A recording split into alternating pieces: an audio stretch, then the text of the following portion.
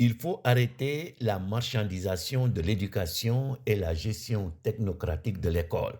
Elles conduisent à la prolétarisation des enseignants, mais aussi au consumérisme scolaire, c'est-à-dire les stratégies des familles pour trouver le plus tôt possible la bonne école pour leurs enfants, brouillant ainsi la lisibilité de la carte scolaire. C'est le principal enseignement que nous retenons du livre de Philippe Mérieux intitulé Qui veut encore des professeurs, ouvrage édité chez C. En France, aux États-Unis, comme dans beaucoup d'autres pays développés ou en voie de développement, l'horloge des réformes est suspendue à un pilotage du système scolaire appelé Evidence-Based Education. C'est une conception de la gouvernance scolaire venue des USA et qui impose partout les mêmes pratiques validées scientifiquement par des expérimentations rigoureuses et des résultats mesurés par des enquêtes statistiques. Ces concepteurs prétendent pouvoir élaborer des protocoles à vocation universelle et veulent prescrire à tous les enseignants, surtout de l'élémentaire, les outils qu'ils doivent utiliser pour apprendre immanquablement à leurs élèves à lire et à compter, mais aussi à fixer leur attention, à mémoriser ou à s'organiser, explique Philippe Mérieux.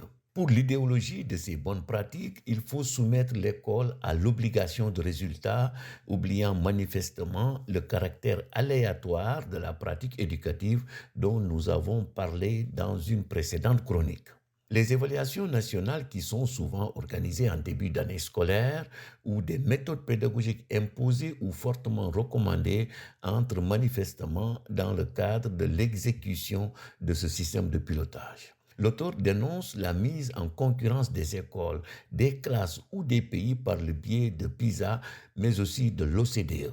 Mais plus grave encore, dénonce l'auteur, c'est toute l'institution qui vit aujourd'hui un glissement progressif vers une logique de service.